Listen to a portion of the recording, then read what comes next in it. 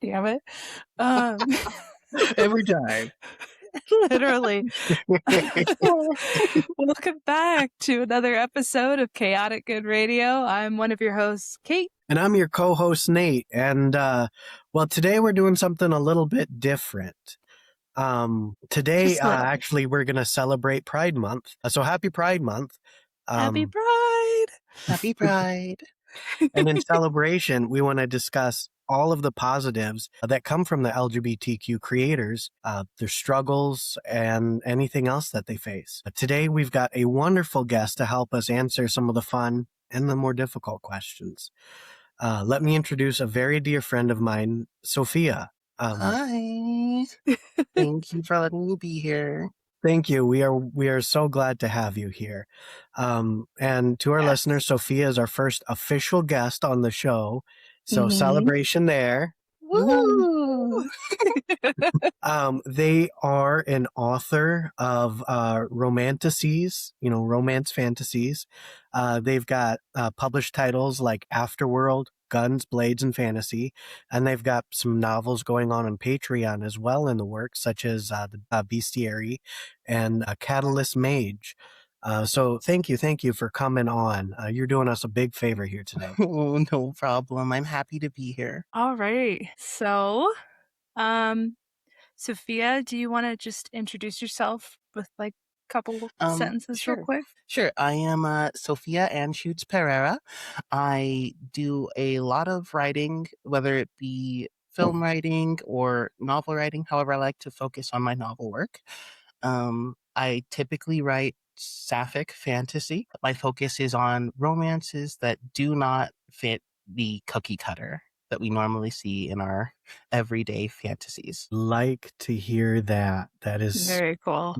Yes, especially since we have so much of the same thing getting pumped out by big artists, by Hollywood, by so many different publishing companies. It's just all of the same with with just a different suit of clothes. Absolutely. Publishers are afraid to do things that are different because success is hard to come by when there's things that are unfamiliar. That's true. People do tend to be scared of the unknown.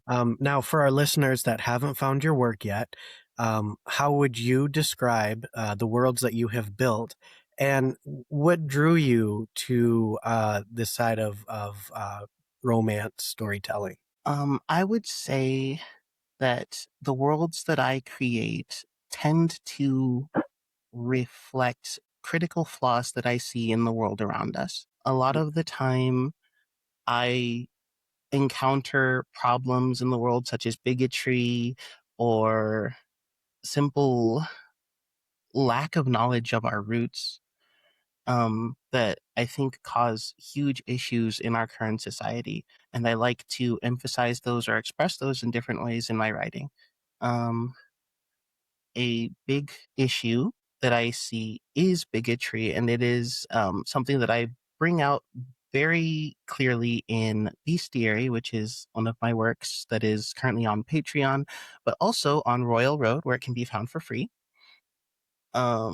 Very nice. And no, that's wonderful. Offering free options as well for your writing.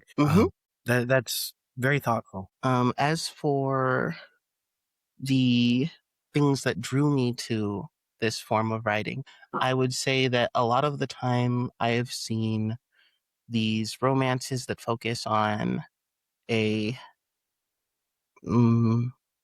heterocentric form of love that excludes all other kinds of love. And I'm not saying that heterocentric love is bad. I think that heterosexual love is beautiful, just like any form of love. But I do think that sapphic love, homosexual and gay love is very underexpressed in our literature and in our media. So I wanted to bring a more authentic version of that to my writing. Absolutely. I for one do really appreciate that.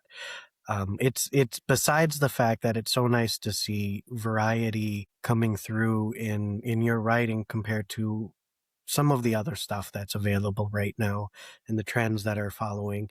I also do like to see light being shown on, other people's ways of living, who they are.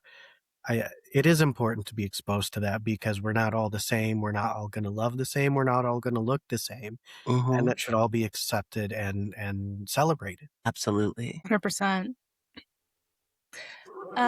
While this genre has kind of exploded probably in the last maybe decade or so, Mhm.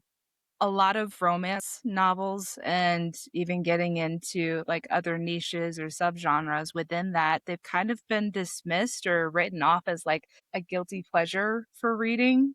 Um, Yeah. like I noticed there was a lot of discourse around like when 50 Shades of Grey got really, really popular that one summer. Mhm. And Absolutely. it was stereotyped off as, the lonely housewife reading these romance novels just so that they could experience something, you know? Yeah.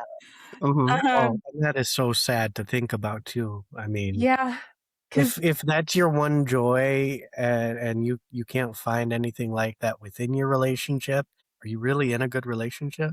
well, I think that book definitely opened some doors and widened some minds on what's available and what's out there and what's considered taboo, what's considered, a little less so and more widely talked about. Certainly. Yeah. Do you think that that reputation and that stereotype that romance in general, but even going off into darker subgenres or just, preferences, one, like how much that preference is gendered and that reputation is gendered, and just like where do you see the genre going? Well, I see the genre eventually growing into guilty pleasures just becoming pleasures.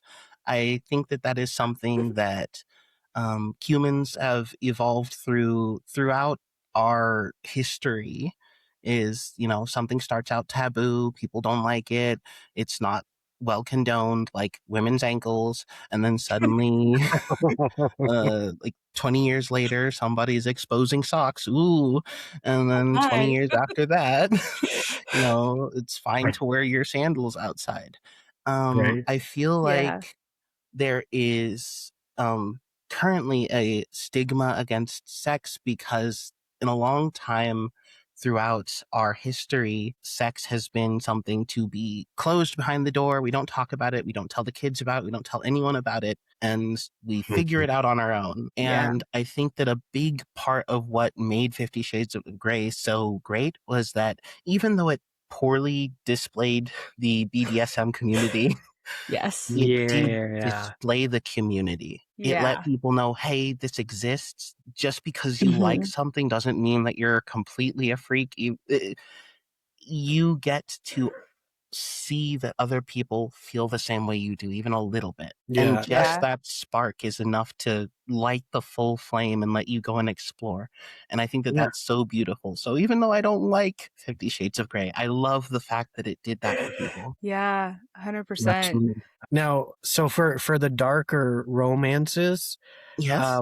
is there something that offers that maybe the lighter fantasies don't? I do think that it does offer something unique. And the thing with dark fantasy is with light fantasy, you expect light conversation and light thoughts. You don't expect anyone to go into the the scary experiences, the things that make you not comfortable, but you want to explore.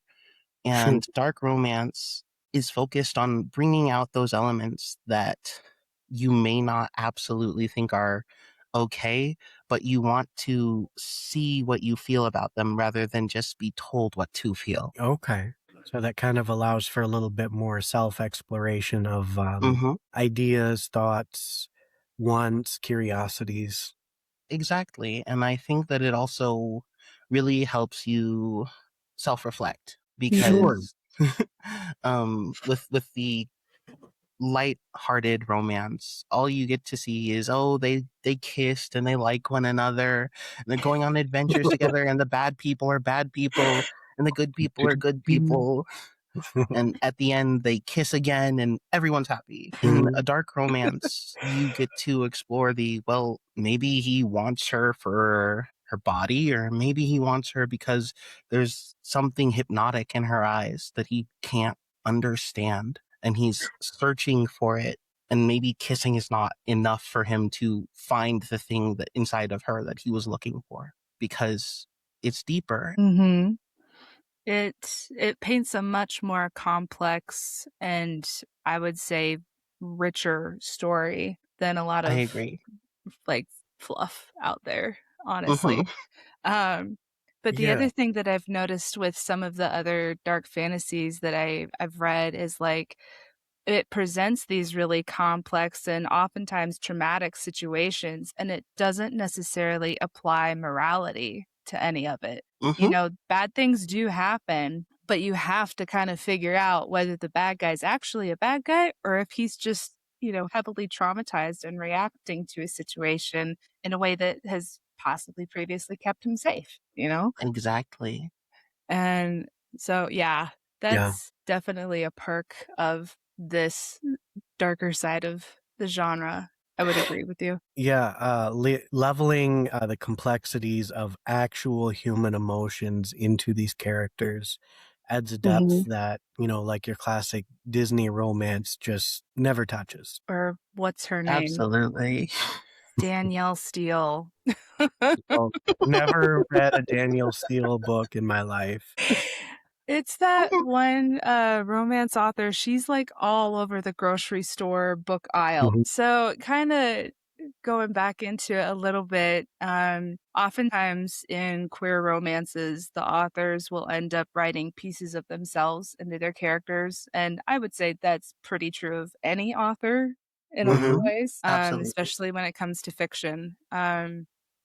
Have you found that to be the case? Have you, like, written parts of yourself into some of your characters? Oh, I believe I certainly have. And I think that that is, um, one, a symptom of just being a writer and being human, but two, it it helps the writer understand themselves a little bit better. When we write Sure. a villain, we write the things that we see that are wrong in the world in them. We write the Mhm, things that maybe we see are wrong with ourselves because we want that corrected. We want to express it. And sometimes it's not even a flaw. Sometimes you're just writing the hurt. You're mhm, writing somebody who has the bravery, or maybe just is so much more hurt than you that they can express the rage that you feel inside. And I think that that is, something like Magneto, where sure. Sure. the deepness, the depth and depravity of his own, the racism and the stigma pressed against him, just he's pushing back. And it's one of the things that makes him such a beautifully complex villain. Um, Mhm. Yeah, he's definitely one of those villains that you don't love to hate him for sure. because there's a lot of times where you think, no, in this situation, he's right. Yeah, but wait a Exactly. Like, minute. Hmm. yeah, his method may not be something I agree with, but his message sure is. And then, to go back to the topic, I do think in a lot of our heroes, in a lot of our main characters, we may not write exactly ourselves, but we do write what we Mhm, want to see from ourselves. We do want to write who we want to be in the future, who we want to grow into. Mhm. And sometimes that's, doesn't happen, but a lot of the time it does. You get to let this other person that you've created draw out those moments where you could either choose to be the villain that you created, or you could be the hero. And then mhm. maybe in the future you get to be like, no, I remember what she did in this situation. I want to be like that person. Sure. That makes a lot of sense, and that much self-reflection, I think anybody could benefit from as well. Yeah. There's quite a few So, people that could. yeah. So here's another question to, I guess, to add on to some of those things you talk about. What is your favorite thing about being an author? One of my favorite parts of being an author is seeing the people who I've created grow, giving them Mm, a space and an environment where they can learn to understand themselves and also learn to understand others. Okay, absolutely. I can see why that'd be a favorite. It Proud makes a lot. parent, like, "Oh, Yep. you're all Yeah. grown up." Yep. Oh, I've had moments. I've had moments where I've cried while writing because it's Oh. just so sweet that you finally got to say the things that really mattered to her and to you. I'm so proud of you.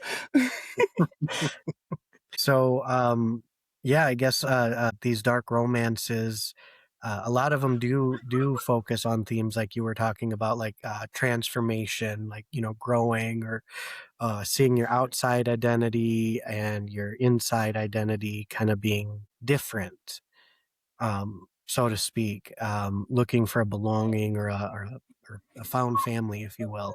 Hmm. And that can be easily related to in the queer community. What would you say that contributed to why this genre has such a devoted readership from this community? I think it is because of that fact that we get to explore these things that people are trying to hide or that you would normally not express that really latches on to the queer expression because everyone has been I think the trans term is an egg. Everyone has been developing and growing and trying to hide things that they think other people won't like. And some people come out sooner, some people come out later, but there's always that time where you have an idea of what you might be and you're afraid to tell everyone because what if they might say that that's not okay. And Mhm. to see that in literature, to see that in characters is to know that you're not alone. And one of the Mhm. biggest parts of the human experience is knowing that you're not alone, Yeah, knowing that someone understands and maybe they can help. I think that is definitely something that resonates with everybody in this community, whether it be allies, whether it be trans, whether it be gay, lesbian, ace. If you feel like it's going to be weird to talk about, just know that there's somebody you can. yeah, I think that's a really good message. Um, One that I think all of us should keep in mind when people try and talk to us about things, especially our loved ones. Being able to keep an open mind and be accepting of those around us. Absolutely. Yeah, personally, I know as well. It's hard to have some of those conversations. I think all three of us understand that those are difficult conversations to have, Hmm. whether you're on one, the receiving end or the giving end of that conversation. Absolutely. Mhm. Creating space is such an important task. Yes, Very absolutely. much so. So be proud that you're one of those people that's creating space for others because that's truly something that's an amazing thing to be able to provide for others too. Absolutely. One of my fans left a review that I it made me tear up. They titled the review "My Soul Food." Oh, Oh, I love that's so that. sweet. Hmm. I I nearly cried. But I'm it sure. made me so happy because when they joined the Discord, and my Discord is a space for people who read my works, but also just for people who want to get to know me or be in a safe community. And when they came in, they're like, "Hey, I'd never seen somebody write something that reflected so closely how I'm feeling." And Oh, I just told them, "You are so welcome here. Please be among people who appreciate you and who can really relate to you. I want this to be a space for you. I want this to be a space for everyone like you." Truly that's noble so goals. awesome. Mhm. Oh. Right enough meals. Yeah. Okay. My heart. My heart. Okay. It's melting. Oh. Hey now.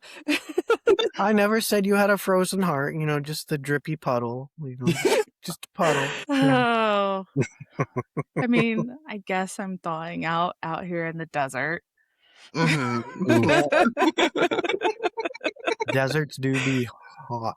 Too So is hot. this corn smut. Okay, I think now would be a great time to take a quick break and hear from our sponsor. This episode is brought to you by W Energy. And honestly, I love that they're here for this one specifically.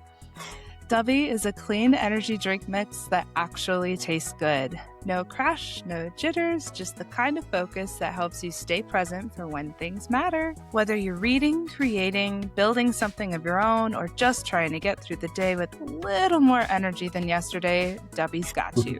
They come in these fun flavors, the packaging is cute, and you can customize your own bundle so you're not stuck with a bunch of flavors you don't want. It feels like it was made by people who actually thought about what they were making, and I appreciate that. Use code CGR26 at checkout to get a discount on your first order.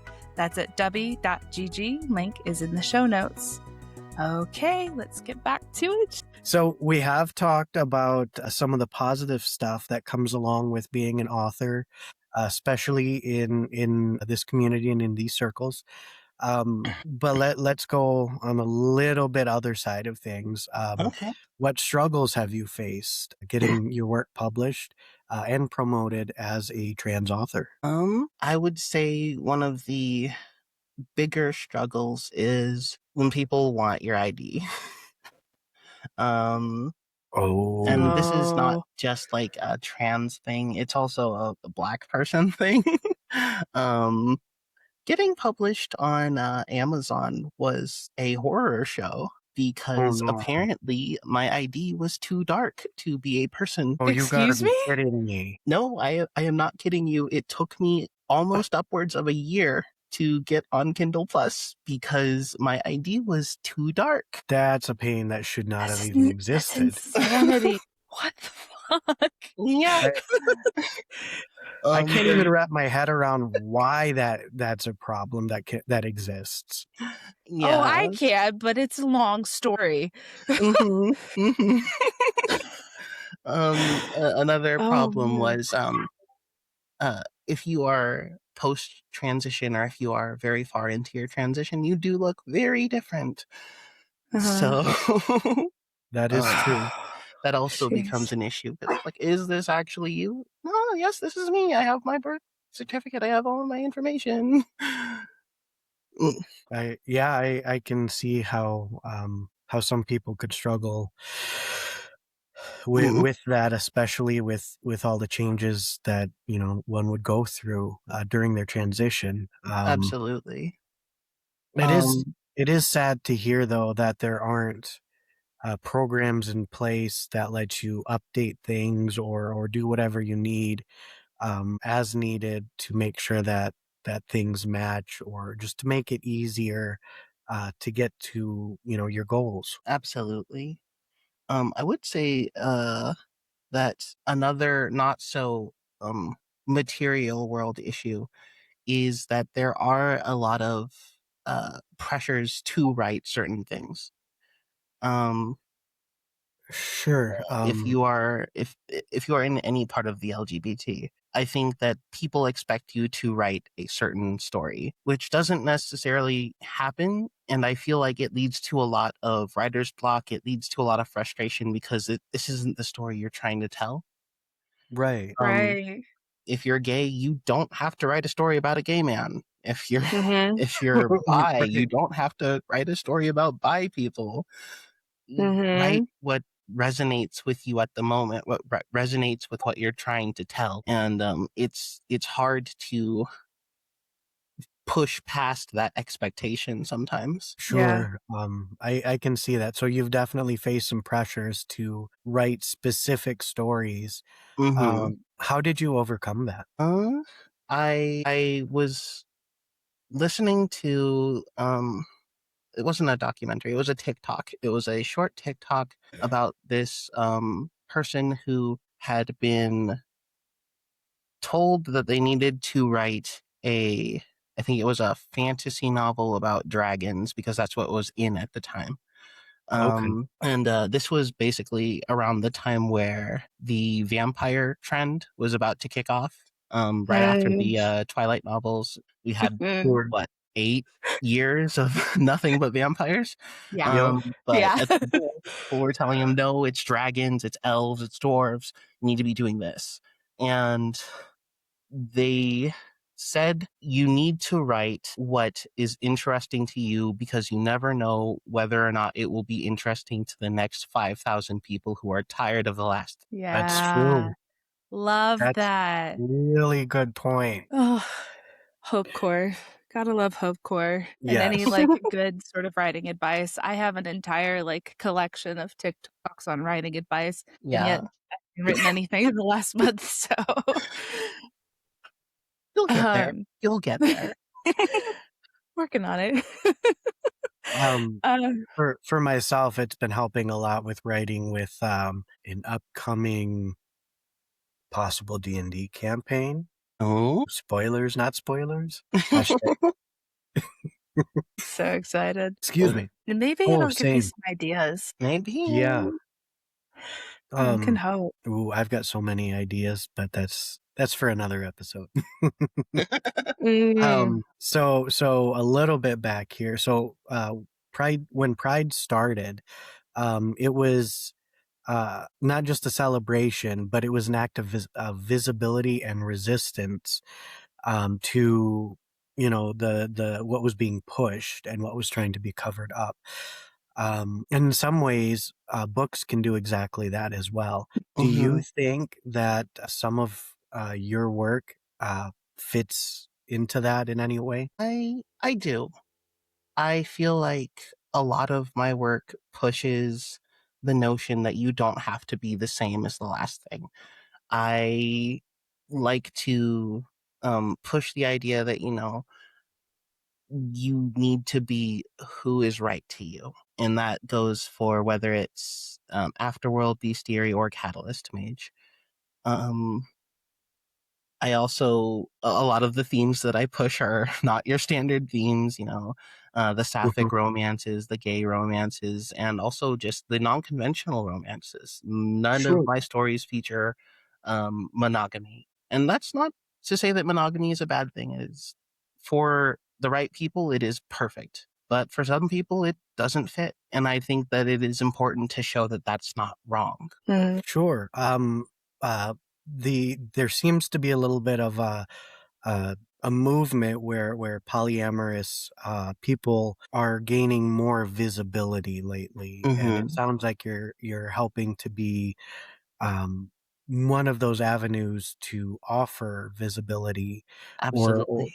uh, yeah, I appreciate that as well, and seeing those different viewpoints and different just people as who they are, that's part of who they are, having that visibility there and being able to learn and accept and grow as someone who is not polyamorous. I really do appreciate those viewpoints as well. It gives me a chance to grow, and I hope that others that may not connect to that as themselves find it as an opportunity for themselves to kind of expand their knowledge and their acceptance base. Absolutely. That goes right back to the old adage, don't judge a book by its cover. It's literally. Hmm. yeah, yeah, exactly. It's like we just as humans keep reliving the same historical events over and over and over. You Yeah. think eventually we'd all learn. One would think. One would think. One would hope at Absolutely. least.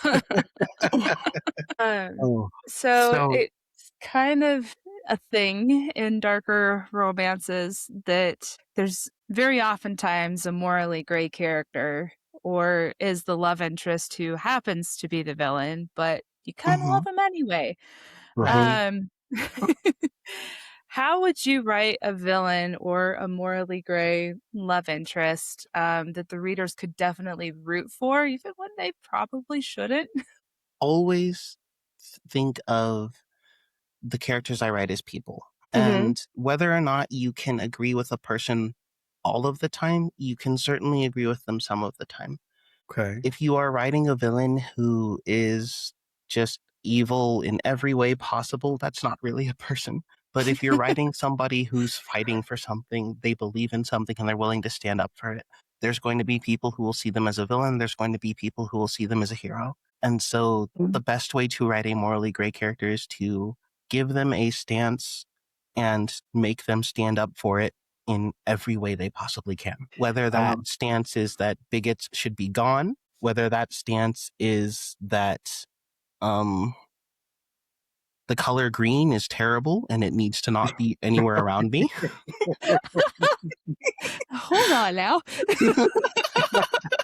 Uh-oh. It's an example, not my belief. How do you feel about teal? It's partially green. No. Just kidding. But give them a stance. Give them something to fight for and make them the kind of person who really would fight for it. And Okay. there will be people who see them as a villain, and there will be people who see, hey, they have a point. They may not be fighting for it in the right way, but they're fighting for something they think is right. So they have a moral compass, even though the morals might point in a different direction than everybody else's. Exactly. Yeah. I mean, a Um, lawful evil villain still has a set of rules that he follows. yeah. Mhm. And speaking of some of that stuff, talking about what we like and dislike, and what kind of inspires a lot of people to do things. What inspires you for your work? I told my community this and they got a laugh out of it, so I guess I'll say it here too. But a lot of the writing I do out of spite. Nice. Ooh, I like Very nice. this. Okay, I'm down Um, for that. it's a lot of the things that I've chosen to write are because I saw something that I thought was so good in concept, but so poorly executed that I was like, no, it has to be done better. Or it was Okay. something that I think is kind of cowardly within writing tropes. Like, um, one of the things that Fair. I tend to do is there's a huge diversity when it comes to body types in all of my writing. And that goes for men and women. And see, And that feels more realistic than everybody's fit and chiseled and mhm. nah. No, it's not. That's not how anything Mm-mm. works. But on top of that, like this is like a big trope on the internet. Like the monster dude has tusks and horns, and he's got the big bug eyes, and maybe like an 8-foot tongue, and then the female person of that species is just a human woman with green palette shift. Yeah, it's like uh, how are they the same species? yeah. That's like just a person with body paint on. That's all it is. Exactly. And that just felt so cowardly to me. Just Or what do you mean she can't have a muzzle or she can't have horns or scales or whatever? She's part of that species, right? Then of course she's going to. That's what they find attractive because that's what they are. Mhm. um Yeah, so I love there's a that. lot of representation of diverse body types and diverse people when it comes to my writing. That's really good. I honestly can think that a lot of media today could really take some good lessons about that. And honestly, I don't like seeing over and over and over representation of things that I am not, have not been, or never will be all Mhm. over the place. And, very scarcely anything to represent who I am. Right. So, and I'm sure a lot of people can relate to that. It gets pretty lonely. Absolutely. Can you tell us a little bit of any projects that you are working on currently? Absolutely. The biggest project that I have right now is, of course, Bestiary. It's been something that I've been working on since middle of last year, and it's kind of blown up a lot bigger than I expected it to. That's We're great. sitting at Awesome. number 2,170 on Royal Road.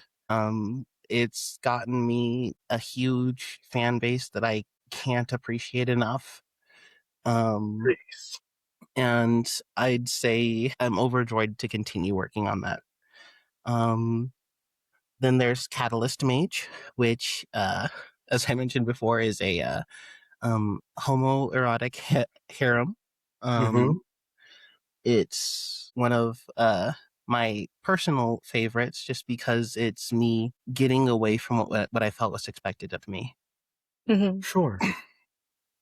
And then the final project, and this is something that my community hasn't heard about yet. So when they come and listen to this, they'll probably pester me.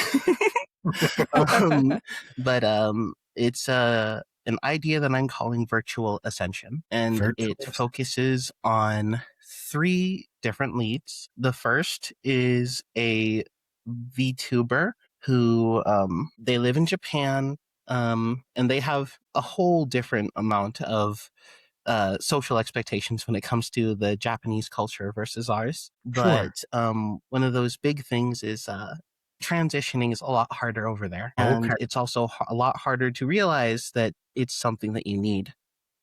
So Mm-hmm. uh, our lead character, Takeda, is trapped on the internet in his VTuber named Momoko Tae. And she is going to be learning about herself throughout the story. Okay. Our second lead, who we'll leave her unnamed for the moment, is a exploration into what it is like being a woman on the internet. Okay. Because Okay. I think that that is a very big issue that we face today, is just trying to exist as a woman and trying to exist either as a sexual entity or just being yourself, as Mm-hmm. opposed to being either made Puritan or made into a digital whore by a bunch of people who don't even know you. Yeah. Mm-hmm.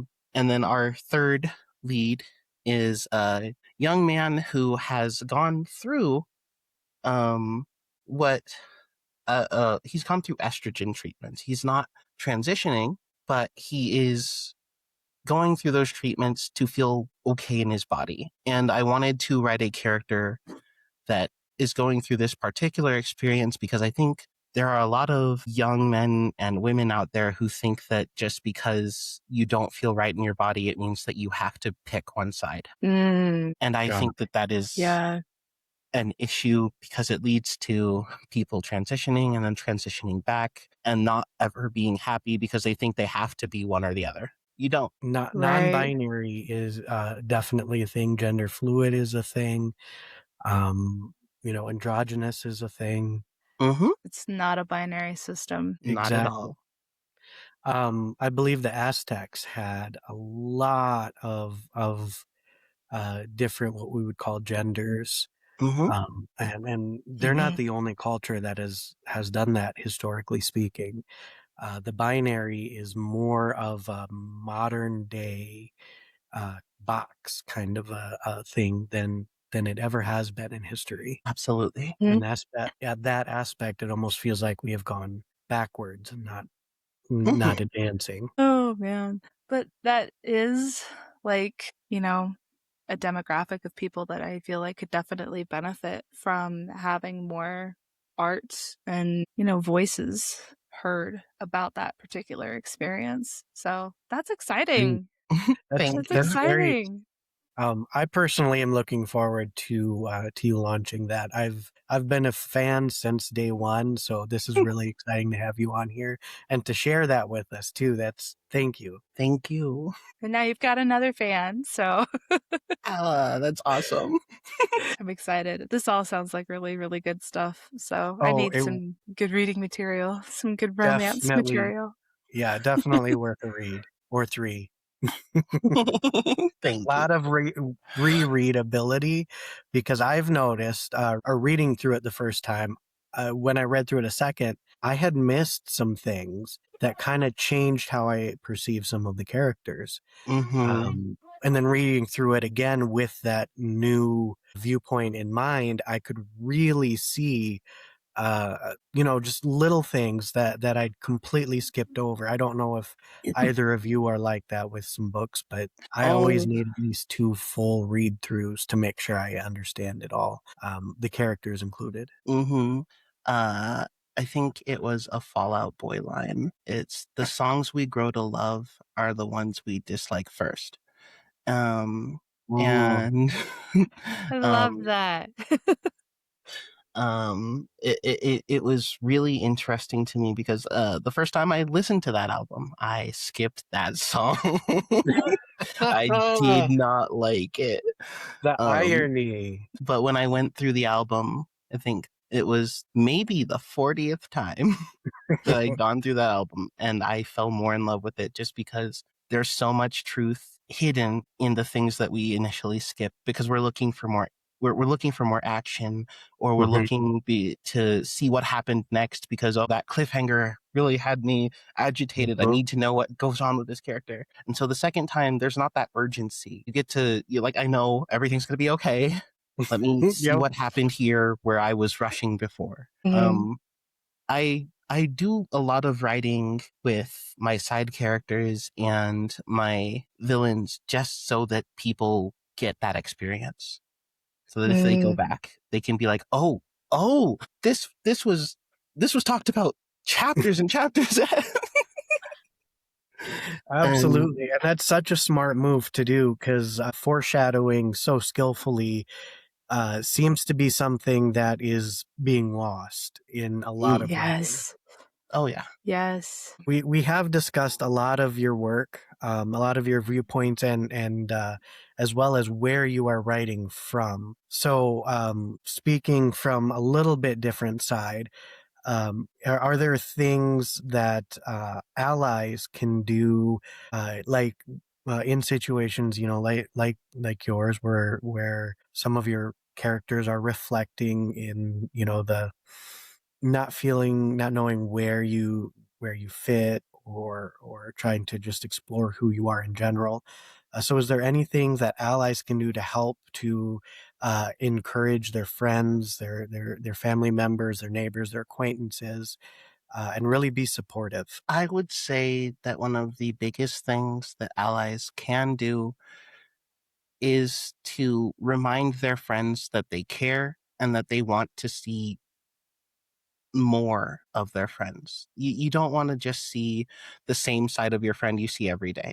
If that's what you Right. want to Yeah. see, that's what they're going to show you. But if you tell Yeah. them, hey, I want to get to know you better. That's why we're friends. I want to know what weird stuff you like. I want to have those weird conversations. If you let them know that they want to be honest, they'll feel so much safer being honest with you. Totally agree. Yeah.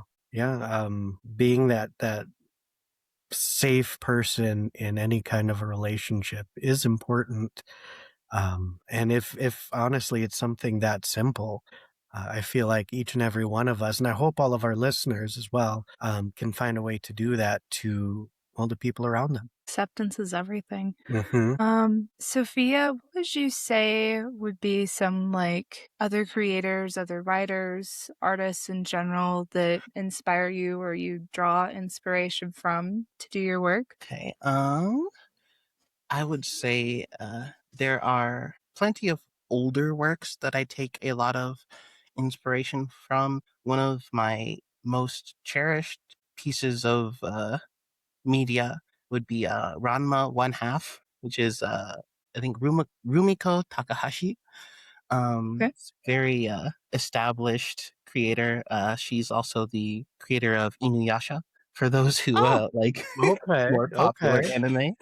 Uh, okay. Very uh, cool.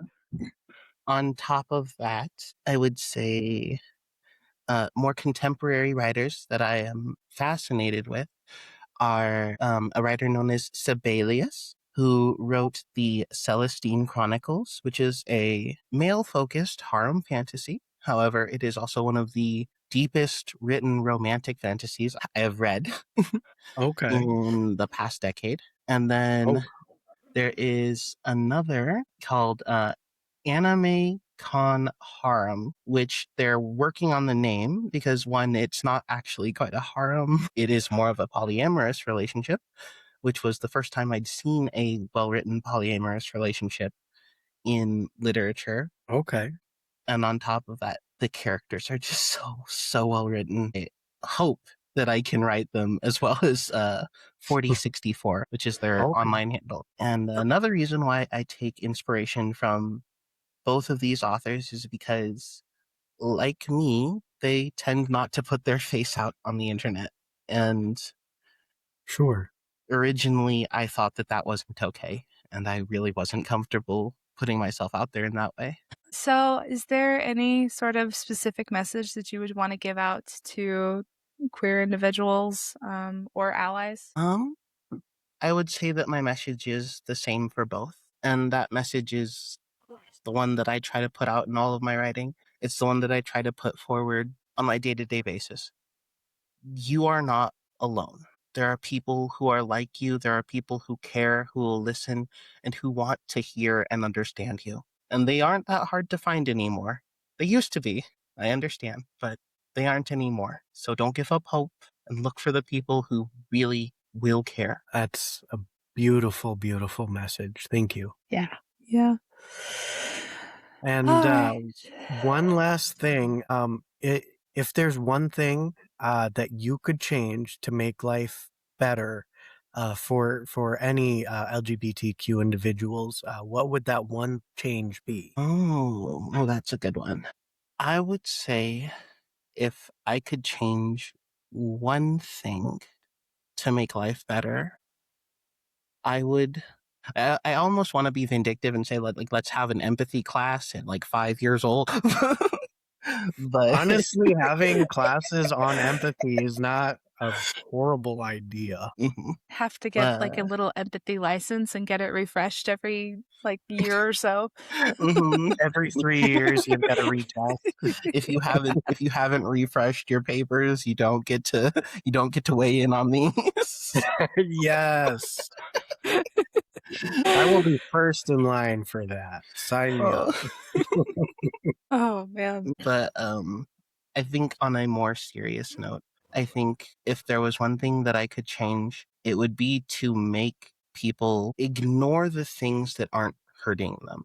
And I don't mean in a political fashion, but in a more literal fashion. If somebody has the kind of friends that you don't like, but it's not hurting you, I think maybe you should probably just let them have their friends. If somebody Sure. is in a relationship that you don't understand, maybe not ban that kind of relationship because you don't understand it. Yeah.